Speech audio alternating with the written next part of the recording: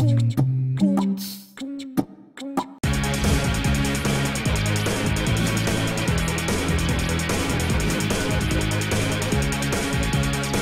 everyone, I'm Shea Hess, and it's that time of year where there's a nip in the air and pumpkins on every doorstep. This week we are cooking with pumpkin. First, we take a road trip to Phillips Farm to learn about the different varieties. Then it's back to Franny's in Brooklyn where we enjoy pumpkin Italian style. Finally, we head home for a local pumpkin soup so simple and delicious you'll never look at a jack-o'-lantern the same way again.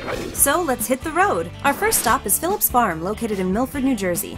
The farm has been in the family since the mid-1800s and sells their produce at New York City green markets year-round. We head to the pumpkin patch to chat with farmer Mark Phillips to get the lowdown on the wide world of pumpkins. So what are we standing on right now? Okay, we're standing in a field of pumpkins for pick your own, and we have some small ones. They're sugar pumpkins, and we have larger ones over here, and they're just carving pumpkins. And what are some other varieties of pumpkins? Well, there's Hubbard Squash, cheese pumpkins, neck pumpkins. All the different winter squashes are really in the same family as pumpkins. They really grow the same way. They're viney, they grow right on the ground. The more space you have between plants, the bigger things get. So the really big pumpkins, they give a lot of space too. And when are pumpkins in season? Generally like the middle of September through the end of October.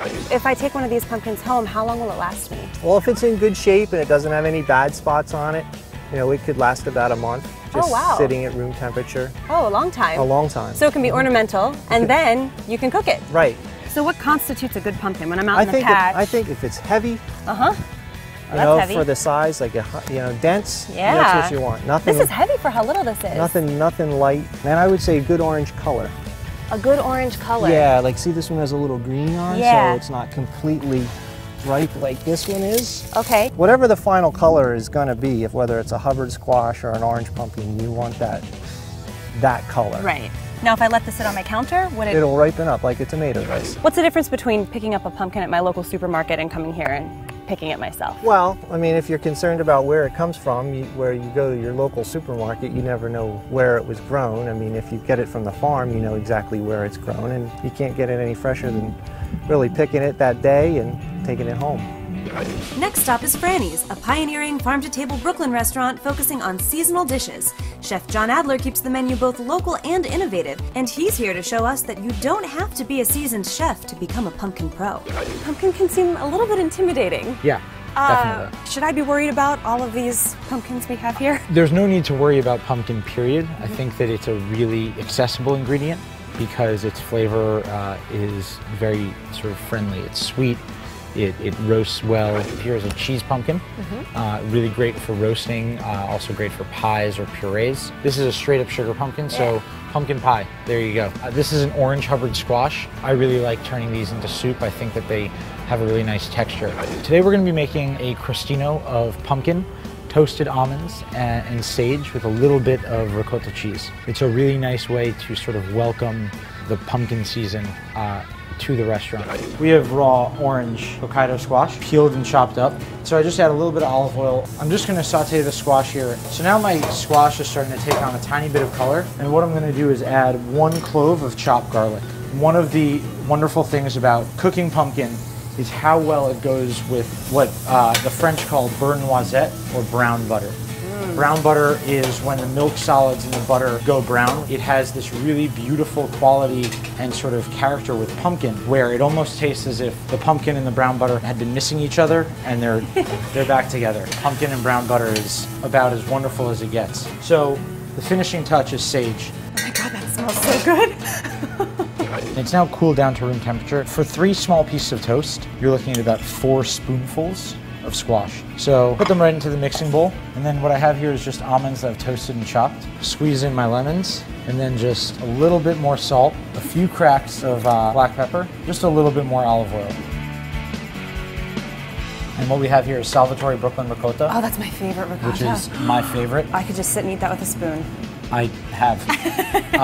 Just a nice thin layer on the toast. I'm just gonna take 1 spoonful, go right over the top there. It's okay if some falls off the sides, you can fight for it later. But you just want a nice little pile, enough so you get all the flavors, but without there being so much that it ruins your outfit before the night's out. So there we go, a crostino of pumpkin, toasted almonds, sage, and ricotta. Oh my gosh, it's beautiful. Dig in. Cheers. Cheers.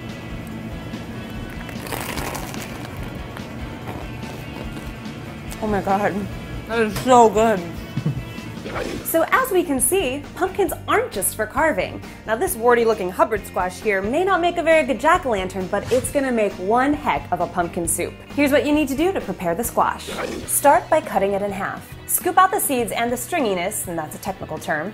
Drizzle with olive oil, liberally salt and pepper, and put a little pat of butter in the center of each half. Roast the squash skin side down at 350 degrees Fahrenheit until tender, which is about an hour and a half. Okay, so while the pumpkin is cooling, I'm gonna get started on my soup. The first thing I'm gonna do is heat up a little bit of olive oil in this pot, and in the meantime, get started on my onion. The next thing I need to chop is my shallot. They don't have to be perfect because it's gonna be a blended soup. Give this a nice pinch of salt and a good crack of black pepper. The last thing I need to add to my aromatic vegetables, 2 cloves of garlic. Give it one last toss around and let the vegetables soften. Okay, so now that my pumpkin has cooled, I'm just gonna scoop it away from the flesh. See how easily it comes right away from the skin? You don't have to peel anything. All right, so I think this guy is scooped clean, and this looks like about 4 cups here, so I think I'm gonna save this half for pumpkin puree. All right, before I add this to my pot, I'm just going to break up some beautiful sage leaves into this onion mixture. Time for the pumpkin. Mash that down and mix it up. I'm just gonna add a little bit more salt. And all I need to do now is add the chicken stock. I'm using about 2 cups of chicken stock. You can use vegetable stock if you want to keep it vegetarian. So just bring this back up to a simmer, let it go for about 5 minutes or so, and then we're ready to blend it. Now it's time for the motorboat.